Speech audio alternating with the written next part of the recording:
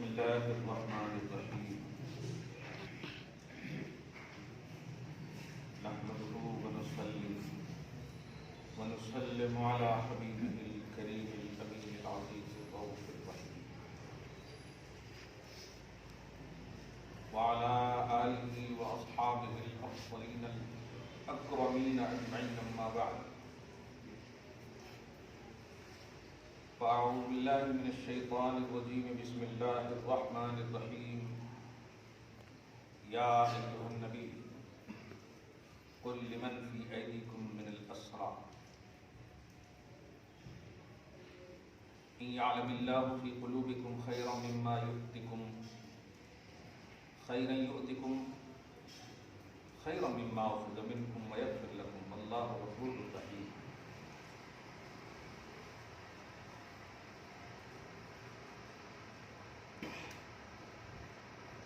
صدق اللہ العظیم.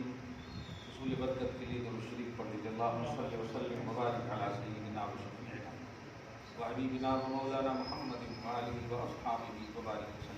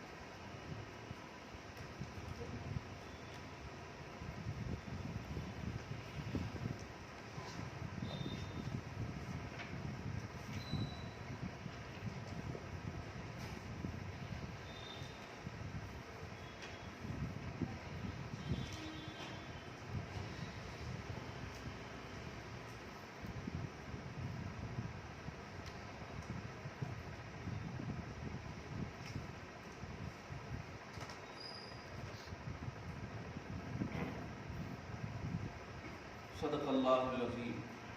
سورۃ الانفال سورہ نمبر 8 کی آیت نمبر 70 سے درس ہونے والا ہے اور سورہ انفال مکمل بھی انشاءاللہ. گزشتہ درس میں عباس حضور کے جو چچا ہیں خصوصاً ان کا ذکر ضمناً آ گیا، لیکن آج مستقل ذکر آ رہا ہے. جو قیدی بنائے گئے تھے ان کے حوالے سے خصوصاً یہ آیت کریمہ حضرت عباس ہی کے تعلق سے اتری ہے. ایک غیب کی خبر بتانے والے کہیے جو آپ کے پاس قیدی بنائے گئے ہیں ان سب سے ہی کہیے. کیسا لگ رہا ہوگا آپ ذرا سوچیں. چچا بھتیجا کا رشتہ. آپ کو معلوم ہے کہ وہ کھلا نہ سکے تھے جو پیسہ لے کر خاص طور سے آئے تھے. وہ سب مال غنیمت میں لیے گئے. ایک جملہ کہا تھا حضرت عباس نے. اب اس وقت حضرت عباس نہیں تھے، حضرت عباس ابھی سے تھے. بھتیجے تم قریش میں مجھے اس حال میں چھوڑ رہے ہو کہ تمہارا چچا مانگتا مانگتا پھرے. تو اس وقت نبی نے دیکھا. یہ ہے شان علم غیب. اس وقت نبی نے صلی اللہ علیہ وسلم فرمایا تھا کہ اس مال کا کیا ہوگا جو آپ نے میری چچی کے پاس چھوڑ کر کے رکھا. یہ تو علم غیب ضمانت فائنینس ہے. فائنینس کی ضمانت. اب کہا جا رہا ہے یہاں ان لوگوں کی تعلیف قلبی کے لیے، یعنی دل جوئی کے لیے، ان یعلم اللہ فی قلوبکم خیرا، اگر اللہ تعالیٰ نے تمہارے دلوں کے اندر کے خیر کو جان لیا، یعنی مراد یہ ہے کہ تمہارے دلوں میں خیر ہے، جانتا تو ہے، تو یؤتکم خیرا مما اخذ منکم، ٹینشن مت لو، جو فدیہ دیے ہو نا، اس دیے ہوئے فدیہ سے بہتر تمہیں اللہ تعالیٰ عطا کرے گا، اور وہ عطا کیا ہے؟ دولت ایمان ویغفر لکم، اور پھر خطاؤں کی بخشش۔ تم یہ 20 اوقیہ اور بس درہم کے لیے تم پریشان ہو، اور سچ یہی ہے کہ جو ایمان والے نہیں ہوتے ہیں نا، ان کو پیسے زیادہ محبوب ہوتے ہیں، اور ایمان والے ہوتے ہیں اسے ایمان یہی پیمانہ بھی۔ واللہ غفور الرحیم، اور اللہ بخشنے والا مہربان ہے۔ اس کا صاف مطلب یہ ہوا کہ کافروں سے بھی آپ بھی ہم بھی جب بھی گفتگو کریں تو ایمان کو معیار رکھیں، ایمان کو بیس رکھیں۔ ہوتا کیا ہے کہ وہ مطلب عملی پہلو آپ پیش کرتے ہیں، پہلے ایمان کا لیول، اس کا اسٹرانگنیس وہ پیش کیجیے۔ آپ اس کا لیول کیا ہے؟ اگر تم ایمان لے آئے تو لیول کیا ہے؟ ابھی 3 دن پہلے کی بات ہے، مطلب بوڑھے سے ہم ایمان لانا چاہ رہے ہیں، اب جو بھی ان کے دل میں ہوگا، ہم نے کہا پڑھیے کلمہ، لیکن آپ لوگوں کے پاس پورا ڈیٹیل آپ تحقیق کریں گے، آپ کو معلوم ہے یہ تحقیق کریں گے نا تو آپ کا ایمان خطرے میں ہو جائے گا۔ جب بھی کوئی آپ کو کہے کہ ایمان لانا چاہتے ہیں تو فوراً بولیے پڑھیے کلمہ۔ بعد کے معاملات ہیں، کیونکہ دل اور زبان 2 چیز ہے نا ان کے پاس، دل دھونے کا تو حکم نہیں، جب دل ہے تو دل سے پڑھیں گے، وہ زبان ہے تو زبان سے پڑھیں گے۔ لیکن آپ لوگ سوچیں گے نہیں اب کیسا ہوتا جی، کیسا کرنا جی، ویسا کیسا کرنا ہوتا ہے، کیا آپ حضرات بھی کبھی بھی ایسی بات پڑھیے بس۔ ہاں، آگے کی آیت نمبر 71 میں بڑی اہم نبی صلی اللہ علیہ وسلم کے ذریعے سے امت کو کہ اگر خیانت کا ارادہ رکھیں یہ لوگ کہ آپ کے ساتھ خیانت کریں گے، یعنی فدیہ دینے کے بعد پھر آپ کے ساتھ خیانت کریں گے کہ ابھی تو دے دیتے ہیں، مجارتی ہے ان کی، ایسا ویسا، کچھ تو بھی جان چھڑا لیتے ہیں، پھر خیانت کا اگر خوف ہو تو ٹینشن نہیں لیجیے، فقط خان اللہ من قبل، اللہ اس سے پہلے بھی وہ اللہ کے ساتھ خیانت کر چکے ہیں، یہ سوچ رکھیے۔ وہ خیانت کیے تب ہی تو وہ قیدی بنائے گئے، اگر نہیں کرتے وہ خیانت، اور خیانت اللہ کے ساتھ کیا ہے؟ کفر، اور نبی کے ساتھ کیا ہے؟ رسالت کی تسلیم نہ کرنا۔ تو اگر خیانت کا آپ کو خوف بھی ہے کہ آپ فدیہ لے کر کے مطلب ان کو چھوڑ رہے ہیں، پھر وہ آپ کے ساتھ خیانت کریں گے، پھر لڑائی کریں گے وغیرہ، تو چھوڑ کے پھر قیدی بنائے جائیں گے۔ کتنا سکون دے رہا ہے اللہ تعالیٰ اپنے حبیب کو، ہوتا ہے نا، اب کر تو دیکھیے کیا ہوتا ہے، ایسا اس طرح سے ایک فطری تقاضے ہوتے ہیں، اب وہ تو نہیں پتا نہیں پھر کہیں ہوا تو اللہ پاک دیکھیے۔ یہ ہے سب سے اہم بات، اپنے محبوبوں کی تکلیف کو دور کرنا، اس سے سیکھ ملتی ہے۔ واللہ علیم الحکیم، اور اللہ جاننے والا اور حکمت والا ہے۔ اب جو آیت آ رہی ہے سب سے یہ ہے یوم صحابہ کی آیت، یہاں سے لے کر کے ایک دم اخیر تک، اور پورے صحابہ و مہاجرین، انصار و مہاجرین، پورے ہر کوالٹی میں، ان الذین آمنوا وہاجروا وجاہدوا باموالہم وانفسہم فی سبیل اللہ، سنیے وہ لوگ جو ایمان لائے اور اللہ اس کے رسول کی رضا کے لیے سب چھوڑ دیے، جس کو ہجرت بولتے ہیں۔ ہجرت کا مطلب ایک گھر کو چھوڑ کے دوسرے گھر آباد کرنا نہیں ہے، اللہ رسول کی رضا کے لیے جہاں ہیں وہ جگہ چھوڑ دینا، بس یہ ہے اصل۔ گھر صرف چھوڑنا نہیں، اللہ رسول کی رضا بھی ہو ہجرت کے لیے۔ جو لوگ اللہ اس کے رسول کی رضا کے لیے پہلے ایمان لائے پھر ہجرت کیے، وجاہدوا باموالہم وانفسہم فی سبیل اللہ، یہ ہے، اور اللہ کی راہ میں اپنے مالوں اور اپنی جانوں کے ساتھ اسلام کی بلندی کے لیے جہاد کیے۔ والذین آووا ونصروا، اور وہ لوگ جو پناہ دیے اور مدد کیے، جملے پہ غور کرتے جائیں اور سب کوالٹی آپ کی نظر آئے گی یہاں پہ۔ اولئک بعضهم اولیاء بعض، ابتدائے ایام میں یہ حکم تھا کہ جو لوگ بھی اس طرح کر رہے ہیں وہ سب ایک دوسرے کے وارث ہیں۔ اب مواخات کا جو مواخات مدینہ، یہ وارث ایک دم ریئل میں وارث بناتے ہیں۔ اگر مطلب مکہ سے مدینہ کی طرف آپ گئے اور نبی نے کہہ دیا یہ تمہارے بھائی ہیں، تو اب جو ہے 1 لاکھ روپیہ ہے تو 50-50 ہزار روپے دونوں کا، حالانکہ کوئی رشتہ ہے نہیں، بس بھائی چارگی موالات کر کے یہ شروع یہ موقف تھا۔ لیکن اسلام کی عظمت و برتری اس سے دیکھ رہے آپ، صحابہ کرام جو ہجرت کر کے گئے مکہ سے، ہجرت بھی یہاں پر پہلی قسم یہ مراد ہے جو ہجرت کر کے ڈائریکٹ ہے، ورنہ کچھ ایسے صحابہ ہیں جو پہلے حبشہ ہجرت کیے پھر مدینہ ہجرت کیے، جس کو اصحاب الہجرتین بھی بولتے، 2 ہجرت والے۔ اولئک بعضهم اولیاء بعض، یہ ہیں کہ ایک دوسرے کے وارث ہیں، یہاں اولیاء کا معنی وارث ہے۔ والذین آمنوا ولم یہاجروا ما لکم من ولایتہم من شیء، لیکن جو ایمان تو لائے لیکن کسی وجہ سے ہجرت نہ کر سکے تو پھر ولایت نہیں، یعنی وراثت نہیں ہے دونوں کے درمیان، وراثت کا علاقہ نہیں۔ معلوم یہ ہوا کہ آپ اگر کسی مقام پر ہیں پہلے سے مومن اور دوسرے بھائی پریشان ہو کر کے آپ کے علاقے میں آئے آباد ہونے کے لیے، اب اگر ان کو ضرورت ہے تو آپ پر لازم ہے ان کی مدد کرنا، ہاں جیسے بھی آپ سے ہو سکے آپ پر لازم ہے ان کی مدد کرنا، اور ایسے مددگاروں کو اللہ پاک بہت اعلیٰ مقام عطا فرماتا ہے، ان کی تعریف فرماتا ہے۔ جب تک ہجرت نہیں کریں گے وراثت نہیں ملے گی، اللہ اس کے رسول کی رضا کے لیے آپ کو چھوڑنا ہوگا سب کچھ۔ اب آگے دیکھیں، وَإِنِ اسْتَنْصَرُوكُمْ فِي الدِّينِ، اور اگر یہ لوگ تم سے دین میں مدد طلب کریں، یہ مین ہے۔ ولیمہ کے وقت جو ہے قرضے بڑے یاد آ جائے، ایک دم صاف دلوں پر، لیکن کیا کبھی آپ نے سوچا نبی کی رضا کے لیے کوئی سیرت النبی کے محفل کے حوالے سے کچھ سوچیں آپ، یا غریبوں کے حوالے سے کچھ جو حقوق ہیں، واقعی جو حقوق ہیں؟ ولیمہ فرض و واجب نہیں ہے، آپ سے قرض لے کے ہم آپ ہی کو طاقت دیں، یہ انا کا عنوان ہے۔ اسی لیے سب سے بدترین کھانا ولیمہ کو بھی کہا گیا جس میں دکھاوا ہو، یدعا لها الاغنیاء ویترک لها الفقراء، جس میں غریبوں اور فقیروں کو چھوڑ دیا جائے اور مالداروں کو بلایا جائے، شر الطعام کا۔ اگر دین میں مدد طلب کریں فعلیکم النصر، تو تم پر واجب ہے مدد کرنا،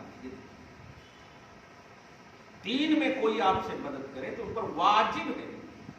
اسی لیے یہ جتنے بھی مدارس اور مساجد کا جب عنوان آئے تن من دھن سے ایک دم، ارے سوچے نا، مساجد کی خدمت آسان چیز سمجھ رہے ہیں، ایک اینٹ کسی نے رکھا تو اللہ تعالیٰ جنت میں محل تیار فرما ہے، ایک اینٹ کی بات ہے، ایک اینٹ سے محل ہوتا، یہ ہے بدلہ کا کانسیپٹ۔ جہاں آپ کو ضرورت محسوس ہو کہ ہاں یہ واقعی صحیح ہے، ہمارا صحیح مصرف ہے، تو مدارس اور مساجد کی مدد میں پیچھے نہ ہٹیں، اپنی بھی سمجھ۔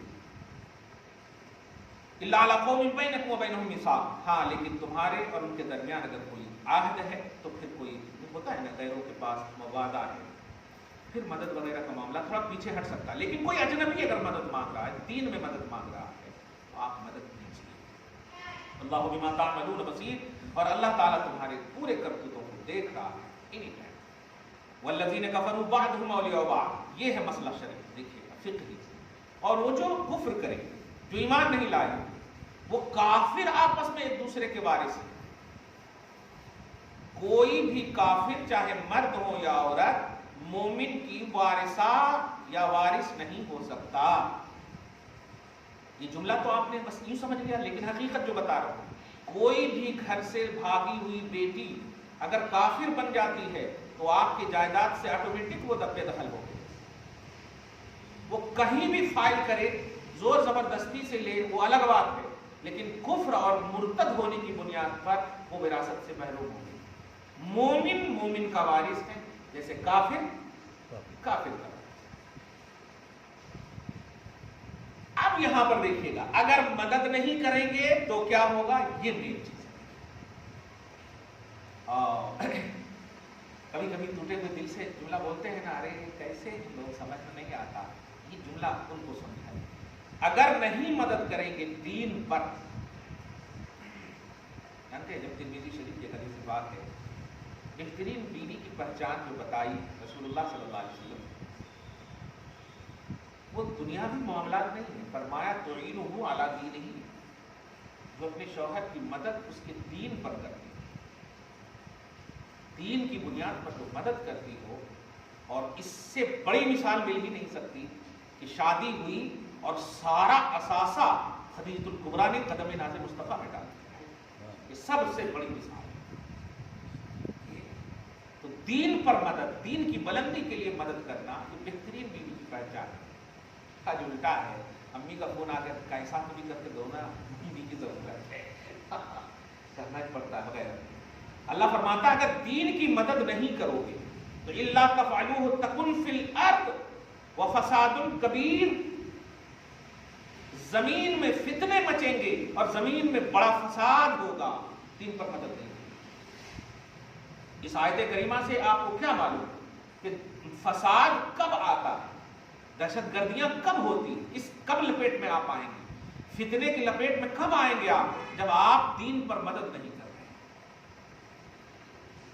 پوری دنیا کا آپ جائزہ لے لیں، جہاں کہیں بھی آپ دیکھیں، زلزلے جب آتے ہیں تب اللہ اللہ کی آواز آتی ہے، جب غرقابی کا عنوان آتا ہے تب اللہ اللہ کی آواز آتی ہے، اس سے پہلے پکنک کا عنوان، عیاشیوں کے اڈے بنا دیے ہو آپ لوگ، سب کچھ۔ مکہ مسجد ہے، وہ گھومنے کی جگہ نہیں ہے، وہ سیلفی کی جگہ نہیں ہے، وہاں کے در و دیوار کو چوما جائے گا، وہاں کے در و دیوار کو بیٹھ کر کے میوزیم کی طرح نہیں یوز کیا جائے گا۔ پھر جب تکلیف ہوگی تو پھر اللہ آئے۔ تو دین پر مدد کرنا، اب سمجھ جائیے، دینداری پر، دین پر مدد کرنا، دین کے لیے ایکٹیو رہنا، یہ فتنے سے بچنا ہے اور فساد سے بچنا ہے، یہ اللہ پاک۔ آگے دیکھا آیت نمبر 74 میں والذین آمنوا وہاجروا فی سبیل والذین آمنوا وہاجروا وجاہدوا فی سبیل اللہ والذین آووا ونصروا اولئک هم المؤمنون حقا۔ کمال ہے، وہ لوگ جو ایمان لائے اور اللہ اس کے رسول کی رضا کے لیے سب کچھ چھوڑ دیے۔ اور یاد رکھیے گا یہ چھوڑنا مجبوری نہیں ہے، چھوڑنا جس کو چھوڑ رہے ہیں اس سے بڑی دولت کی طرف جا رہے ہیں، یہ مجبوری نہیں ہے۔ کچھ لوگ ترجمہ جو کرتے ہیں نا وہ رو کر کرتے ہیں، ایسا لگ رہا ہے کہ چھوڑنے والے بڑے مجبور ہیں، چھوڑنے والے بڑے مسرور ہیں۔ اسی لیے تو حضرت ابوبکر صدیق کے پاس جب نبی تشریف لے گئے تو ایک ہی جملہ کہا تھا، یا رسول اللہ، ہم ہے کہ نہیں آپ کے ساتھ یا رسول اللہ، بتائیے، اب کمال ہے، ہم ہے کہ نہیں یا رسول اللہ۔ آپ ہم لوگ ہو تو کہاں تو موبائل سب سے پہلے بند کرتے، کھڑکیاں لگا دیتے اور بچے کو کہتے کہ بول دو کہ بات نہیں ہے۔ آپ سمجھیں ان باتوں، دین کے لیے ہجرت کرنا، وطن چھوڑنا، گھر چھوڑنا، یہ مجبوری نہ ہو، جب انہوں کہہ دیے تو چھوڑنا پڑتا، پھر مت چھوڑو، آپ خوش ہو کر چھوڑیے، کیونکہ جو چھوڑ رہے ہیں آپ اس سے بہتر کے لیے چھوڑ رہے ہیں۔ وہ لوگ جو ایمان لائے اور ہجرت کی، وجاہدوا فی سبیل اللہ، اور اللہ کی راہ میں، اللہ کی رضا کے لیے جہاد کی۔ جہاد کا معنی کئی بار بتا چکا ہوں۔ والذین آووا، اور وہ لوگ جو پناہ دیے ہجرت کرنے والوں کو، ونصروا، اور مدد کیے۔ تعریف سنو، اولئک ھم المؤمنون حقا، سچ مچ مومن وہی ہیں۔ اب لگ رہا ہے کہ ہم لوگ کچھ ہے اس نہیں، لگ رہا ہے، لیکن نہیں، یہاں ترغیب دلانا مقصود کہ دین پر مدد کا کبھی کانسیپٹ آئے، ماحول آئے، موقع آئے تو فراموش نہ کریں کبھی۔ لہم مغفرۃ ورزق کریم، ان کے لیے بخشش بھی ہے اور عزت والا رزق بھی ہے۔ والذین آمنوا من بعد وہاجروا وجاہدوا معکم، اور کچھ ایسا بھی ہوتا ہے کہ سڈنلی تو نہیں کر سکے، کچھ بھی وجہ ہو، اور حضرت عثمان ہی کی وجہ دیکھ لیں آپ، ہجرت نہیں کی، لیکن کمال ہے حضور پاک صلی اللہ علیہ وسلم نے ہجرت میں شامل فرمایا، ریزن صحیح تھا۔ حضرت رقیہ کے لیے بیمار تھے، پورا مشہور ہے کہ یہ ہاتھ، یہ ہاتھ ان کا، یہ ہاتھ عثمان کا، کہا تھا نا، مطلب شامل فرما بیعت رضوان میں۔ خیر، تو ریزن اگر صحیح ہے تو پھر تو اللہ پاک جو ہے اسلام کو آسان مذہب بتایا۔ جو لوگ اس کے بعد، یعنی ہجرت کا موقع آیا تھا لیکن ان کے پاس ریزن تھا نہ جانے، تو اس کے بعد اگر ہجرت کریں گے اور جہاد کریں گے ان مجاہدین کے ساتھ جو پہلے ہجرت کیے ہوئے ہیں، تو اللہ فرماتا فَأُولَئِكَ مِنْكُمْ، تو انہیں بھی اپنے ساتھ شریک کر لینا، ان کو تانا مت دینا، جو ریزن ہے ان کے پاس۔ اب جو آیت آ رہی ہے وہ اولو الارحام بعضهم اولیٰ ببعض فی کتاب اللہ، یہ آیت کریمہ اوپر کی جو آیت نمبر 72 ہے کہ ہجرت کرنے والے اور جہاں ہجرت کر کے گئے ان دونوں میں کیا وراثت کا شریعت نے حکم دے دیا تھا نا. لیکن اب اس حکم کو اس لیے دیا تھا کہ وہ ابتدائے اسلام تھا, بنیادی مطلب اسلام کی قوت کی زندگی تھی کا زمانہ تھا, اسلام پھیلا نہیں تھا, غلبہ نہیں ہوا تھا, اس لیے اسلام کے غلبہ کے لیے ایسا حکم تھا. لیکن جب پھیل گیا, بلندی آ گئی, عروج پہ آ گئے اسلام, تو اب کہا نہیں, رشتے دار ہی لوگ وارث ہوں گے ایک دوسرے کے, دوسرے لوگ اب وارث نہیں. پہلے اسلام کی بلندی تھی, آج بھی ریزن یہی بتایا میں نے آپ کو کہ اسلام کی بلندی کے لیے اگر آپ کے پاس آئے تو وراثت میں کیا ہے, 1 لاکھ روپیہ اگر موجود ہے تو آپ بہن کو 25,000 دیں گے, 75,000 آپ رکھیں گے, 50-50 تو ہے نہیں, اور بھائی ہے تو 50-50 آپ لیں گے, یہی ہوگا نا. لیکن اگر مدد کا جذبہ ہو تو وہ پورا 1 لاکھ ہی دے سکتے ہیں. مدد کا اگر جذبہ ہو تو وراثت ایک فکس کر دیا گیا کہ یہ اللہ پاک کی طرف سے ہے, اور وہ اولو الارحام میں, رحم یعنی رشتہ داروں میں ہی وراثت کا مطلب وراثت بٹے گی. فی کتاب اللہ, یہ اللہ پاک نے اپنی کتاب میں بتا دیا. ان اللہ بکل شیء علیم, بے شک اللہ ہر شے کو جانتا ہے. یہ سورہ انفال مکمل ہو گیا, اب سورہ برات شروع ہو گیا. کیا کر دو شروع؟ نہیں, کچھ سوال ہے تو کر سکتے ہیں. آج کو کتنی تاریخ ہو گئی, صفحہ کی؟ ہاں ہے سوال ہے. ہاں بنیادی طور پر تبھی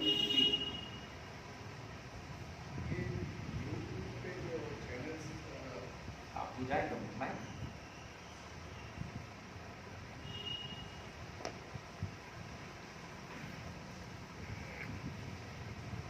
جی. السلام علیکم.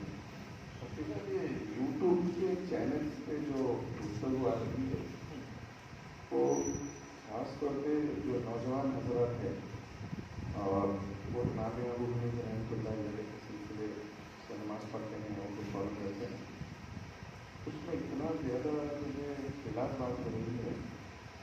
اگر صاحب نماز پڑھنے واقعی بہت اچھا ہے. اچھا, اسی کو آپ کر رہے ہیں جی. ان کے والد صاحب شیشہ دادا سب مجھے حالت ہی ہے. جی جی. تو میں نے تمہارے لیے چیز میں صبح شکایت نہیں, میں وہ حدیث کی کتابیں پڑھ رہی تھی. ہاں کچھ آپ کو عربی آتی کیا جی. نہیں آتی, پھر کیسا تو میں وہ ٹرانسلیشن پڑھنے میں نہیں ہوتا ہوں. وہاں بھی انگلی ہلا دی ٹرانسلیشن میں. کیا بات جی. یہ جو گمراہیت پھیل رہی ہے مس انڈرسٹینڈ, اس سے جو ہے سمجھ میں نہیں آ رہا ہے کیسے. نہیں سمجھ کیا بات ہے. مین چیز یہ جو آپ نے جس احساس کیا یہ ان کی ہدایت کے لیے کافی ہے ایک چیز, لیکن اس کے سد باب کے لیے کیا کرنا, تو اس کے لیے انفرادی طور پر ہم سب کو محنت کرنے کی ضرورت ہے. اسی لیے دین ہی عنوان ہی تھا کہ دین میں مدد کریں. اب جیسے انہوں نے کہا نا کہ ہم حدیث میں پڑھیں, بھائی صاحب حدیث کیسے آپ پڑھ سکتے ہیں؟ حدیث پڑھیے تبرک کے لیے بے شک, لیکن حدیث سے مسئلہ کیسے اخذ کر سکتے ہیں؟ آئس کریم نہیں بنا سکتے یار آپ, اور حدیث سے مسئلہ آپ نکال لیں. جب کبھی بیوی نہیں رہتی ہے نا تو مجھے چائے تک نہیں بنانے آتی, اور جب آ جائے تو پھر میں بتانے یہ جا رہا ہوں کہ جو جس کا کام ہے وہی کریں گے نا. آپ کا وہ کام ہے ہی نہیں, ٹھیک ہے حدیث آپ نے پڑھ لی, ایک دم بہت اہم بات ہے. دیکھیے ضعیف ہونا یہ ہونا اپنی جگہ پر, یہ بھی ضعیف وغیرہ جو کوانٹٹی ہے نا یہ بدعت ہے, یہ نبی نے نہیں فرمایا. یعنی نبی نے یہ نہیں فرمایا کہ انما الاعمال بالنیات وہذا ضعیف ہے کہ نہیں, کہ عمل کا دارومدار نیتوں پر ہے اور یہ صحیح حدیث ہے. یہ سب عہد صحابہ عہد تابعین کے بعد آج کی جو محققین ہے, سمجھ رہے نا, یہ کوالٹی جو دیکھ رہے ہیں حدیث کی, میں اس لیے اس کو صاف کہہ دیا کہ یہ بدعت ہے. اب اگر آپ کو کوئی کہے گا تو اس کو یاد رکھیے گا. اب جو میں کہنے جا رہا ہوں وہ یہ ہے, نبی علیہ الصلوۃ والسلام نے ناف کے نیچے بھی ہاتھ باندھا, نبی علیہ الصلوۃ والسلام نے ناف کے اوپر بھی ہاتھ باندھا, نبی علیہ الصلوۃ والسلام نے سینے پر بھی ہاتھ باندھا, نبی علیہ الصلوۃ والسلام نے ہاتھ چھوڑ کر بھی نماز پڑھی. کتنی ادائیں ہوگی؟ اب کہیے حدیث تو ہے, عمل کر کے بتائیے. اگر آپ بولیں گے نہیں ہم ایک وقت جو ہے ایک پڑھیں گے تو پھر 5 نماز ہے. فورتھ ائمہ جو ہے نا 4 ائمہ جو ہے یہ میرے آقا صلی اللہ علیہ وسلم کے معجزہ کا نام ہے اور خدا کی شان قدرت ہے. کیسے کہ یہ لوگوں اگر تم امام اعظم کو فالو کرتے ہو تو ادائے مصطفیٰ وہاں بھی ہے. امام شافعی کو فالو کرتے ہو تو ادائے مصطفیٰ وہاں بھی ہے. اصل مقصود ہے میں اپنے محبوب کی کسی ادا کو پینڈنگ نہیں ڈالنا چاہتا ہوں. ہر ادا اینی ٹائم دنیا میں رائج رہے. اگر صرف آپ کہتے ہیں یہی ہے, اب چھوٹی سی بات کرو, یہ انگلی ہلانا ہی تو نہیں بھی ہلانا تو ہے. اب ملا علی قاری نے واضح کیا ہاں کسی موقع سے, اب اپن بھی نماز پڑھتے ہیں کبھی کبھی, اگر نوچنی آنے لگے تو کیا کریں گے, ایسے ایسے نہیں کریں گے. لیکن چونکہ صحابہ جو ہوتے حضور کی ہر ادا کو ضبط کر لیتے, ہاں باوجود کہ وہ طبعی ہو یا غیر طبعی ہو, مگر ہر ادا کو. اب حضور علیہ الصلوۃ والسلام ایسے ہل بھی رہے ہیں نا تو رسول اللہ صلی اللہ علیہ وسلم نے اس طرح سے حرکت فرمائی. لو اب رسول اللہ صلی اللہ علیہ وسلم سائلنٹ ہو, رسول اللہ صلی اللہ علیہ وسلم سائلنٹ ہو, تو حضور پاک صلی اللہ علیہ وسلم اگر کبھی سینے پر اس طرح ہاتھ رکھے یا کہ ہاں نبی صلی اللہ علیہ وسلم کو ہم نے سینے پہ ہاتھ رکھتے ہوئے دیکھا, ٹھیک ہے. تو ادائے مصطفیٰ مین چیز ہے عبادت. لیکن یہاں جو تم ریزن بتا رہے ہو بخاری مسلم یہ علم و نالج, وہاں ادائے مصطفیٰ کی شان نظر نہیں آ رہی ہے آپ کی عبادت کی. اس لیے اگر آپ انگلی ہلانے کو حدیث کا نام دے رہے ہیں تو یہ آپ کی عبادت نہیں. اور اگر آپ یہ کہہ رہے ہیں کہ میرے آقا کی یہ ادا ہے تو قسم خدا کی ہمیں اجازت دیتے ہیں. لیکن آپ کی گفتگو کا انداز بتا رہا کہ نہیں آپ کو ایٹیٹیوڈ ہے, آپ کے گھمنڈ میں غرور میں میں نے پڑھا, ذرا سے پوچھ لیے تو عربی آتی کا نہیں, پھر کیسے آپ.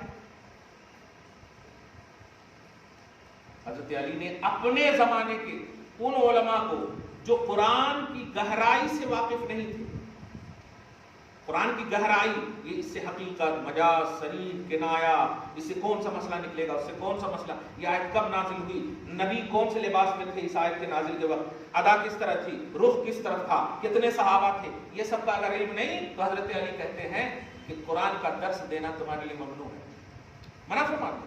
اب بتائیں, اور یہ عربی نہیں جان رہے پھر بھی کہہ رہے ہیں کہ نہیں ہم کریں گے.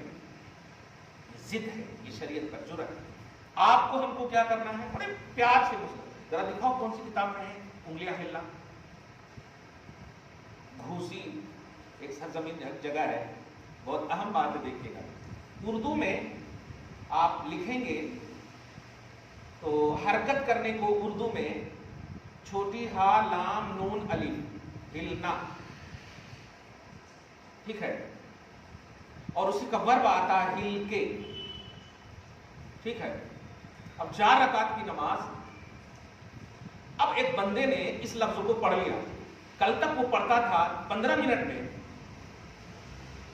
آج وہ پڑھ لیا 6 منٹ میں. لوگوں نے پوچھا تو کہا کہ حضور صلی اللہ علیہ وسلم نے ہلکی نماز پڑھی. اب وہاں ہلکے کو ہلکی کو ہلکے دکھ رہا ہے ایک ہی طرح. یہ ہوتا ہے مغالطہ. بزرگوں سے اگر جڑے نہیں رہیں گے, میں تو دنیاوی طور پر مثال دوں, کیا LLB کی ساری کتابیں نیٹ پہ موجود ہیں کہ نہیں؟ پڑھ کر کے آپ جا سکتے ہو سپریم کورٹ,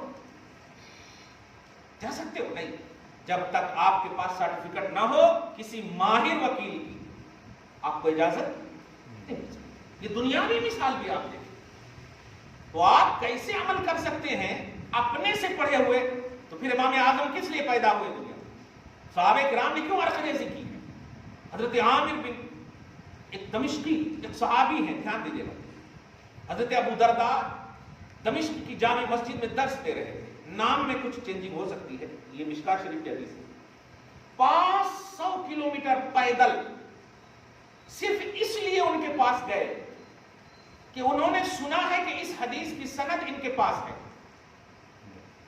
عقبہ ابن عامر دمشقی گئے یا حضرت ابو درداء گئے, ایک دوسرے میں سے کسی نے بھی پوچھا کس لیے آئے ہو, علی حاجتی کس لیے آئے ہو, کہا صرف اس لیے آیا ہوں کہ ایک حدیث ہے اس حدیث کی سند تمہاری طرف منسوب کی گئی ہے، بس اتنا بتا دو کہ کیا تم نے یہ رسول اللہ صلی اللہ علیہ وسلم سے سنا ہے؟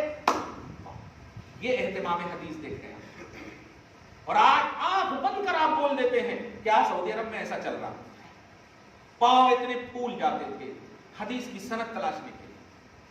خود امام بخاری کا جملہ سنیے، اذا صح الحدیث فہو مذہب، امام اعظم کا جملہ، کہ جب مجھ کو میرے سامنے حدیث ثابت ہوئی کہ یہ صحیح ہے تب میں نے مذہب بنایا،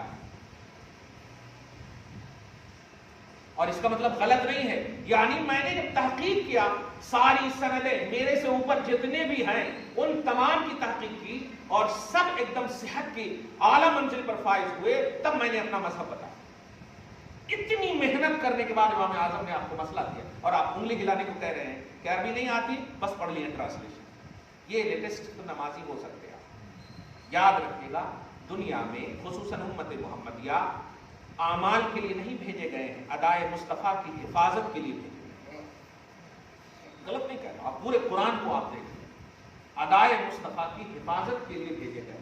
اسی لیے صحابہ کرام نماز کو تو ترجیح دیتے تھے بے شک، لیکن جب کمپیریزن کی بات آتی تو مصطفیٰ کو مقدم رکھتے تھے۔ اپنے سورہ انفال کی آیت نمبر 24، پھر حضرت علی کا بھی واقعہ آپ دیکھیں، حضرت سعید ابن معلہ کا بھی واقعہ سب بخاری میں موجود ہے کہ نماز کو موقوف فرما دیتے، اور نبی کا آرڈر ہوتا تو بعض وقت تو ایسا بھی آیا کہ 2 رکعت پڑھ لیے ہیں اور حکم ہوا اسی حالت میں چلے گئے، پھر کہا جتنی نماز تم نے چھوڑی ہے وہیں سے شروع کرو۔ نبی کی اطاعت واجب ہے کہ نہیں؟ تو جب نبی بلا رہے ہیں تو اطاعت ہی تو میں گئے ہیں۔ اس لیے ایسے نوجوان کو قریب کیجیے، جھگڑے نہ کیجیے، اور ہمارا نام نہیں، انہی سے سب پورا سورس آف نالج پوچھیے، وہ کہیں نہ کہیں پھنسیں گے، آپ وہ کہیں نہ کہیں پھنسیں گے۔ اب بھائی انگلی ہلانا ٹھیک ہے، آپ کیسے ہلا رہے ہیں؟ آپ کو تھوڑی سی بھی تو تحقیق کیجیے کہ حضور پاک صلی اللہ علیہ وسلم جب انگلی ہلاتے تو یہ 3 انگلی کیسے رہتی، یہ والی انگلی کیسے رہتی؟ آپ تو کیسے کیسے کر رہے ہیں نا۔ آپ انگلی جب ہلائیں گے تو تیسری انگلی بھی تو ہوگی کچھ، اس کا کنیکشن کیا تھا، اس کا مطلب ڈیوریشن کیا تھا، اس کی کیفیت کیا تھا۔ اب خالی ہلنے، حرکت کا جملہ دیکھ لیا آپ نے؟ نہیں، اب سنیے حدیث کے الفاظ، جو ہلنے والی روایت ہے وہاں ہے نبی صلی اللہ علیہ وسلم نے انگلی کو حرکت دی، تشہد پڑھا اور لا الہ الا اللہ جو آیا وہاں پر حرکت دی۔ حرکت دیتے رہے، کہاں سے سمجھ گئے؟ حرکا اس کو اپنی انگلی کو حرکت دی۔ اب یہ ورب جو ہے کنٹینیوٹی کو کون کیسے آپ نے بتا دیا؟ ایک ورب سینٹینس ہے، جیسے آپ نے کھانا کھایا، اس کا کیا معنی ہوا؟ کھانا کھاتے رہ رہے ہیں آپ، تو یہ کنٹینیوس کہاں سے آ گیا؟ تو وہ حدیث ہے لیکن آپ سمجھ نہیں سکتے۔ حضور نے حرکت دی، کہاں پر؟ تشہد کے وقت، تو حرکت دی، آپ بھی دے دیجئے۔ حرکت دیتے رہ رہے ہیں، یہ تو حضور نے حرکت نہیں دی، حضور نے تو کیا معنی ہو گیا؟ انگلی کو حرکت کنٹینیو دی، یہ عربی ہونی چاہیے، جبکہ عربی آئے گی ما زال تحرک، یہ عربی آئے گی ہمیشہ دینے کو، کنٹینیو دینے کو، جبکہ ابھی آپ اور پڑھنا ہے، تشہد میں صرف حرکت دینا ہے نا، ابھی درود پڑھنا ہے، یہ درود پڑھنا پھر دعا پڑھنا خود بتا رہا ہے کہ یہاں کنٹینیوٹی ہو ہی نہیں سکتی، حرکت دے کر فوراً جائیں گے نا آپ اللہم صلی علی کہنے کے لیے۔ تو حرکت دی بے شک لا الہ الا اللہ، یہ آپ یہاں پر ایسے ایسے کریں گے تو درود کب پڑھیں گے؟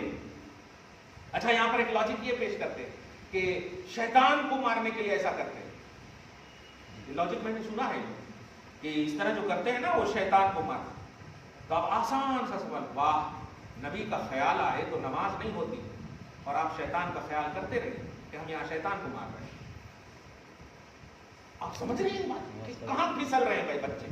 ظاہر آپ نے کیا کہا؟ شیطان کو مارنے کے واسطے، تو نماز میں ہونا، تو اس کا مطلب یہ کہ آپ اس لیے ہلا رہے ہیں کہ شیطان کو مار رہے ہیں، تو خیال آیا کہ نہیں شیطان کا؟